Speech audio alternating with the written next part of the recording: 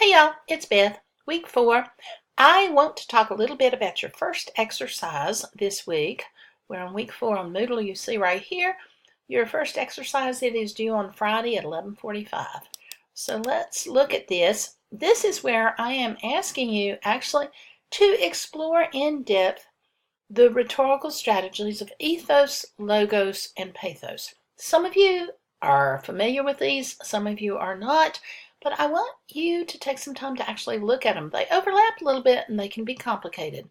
I have given you 5 sentences and I'm asking you with each scenario to construct an argument: ethos, logos, pathos.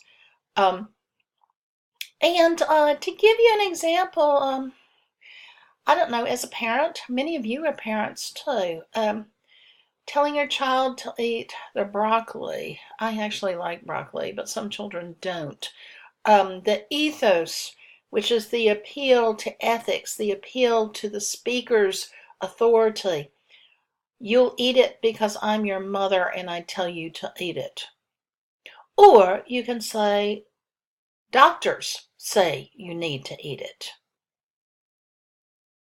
Logos, practical. You eat broccoli because this is what it does to help you with your health, makes you grow big and strong. Pathos, sympathy, that's sometimes the most flimsy one.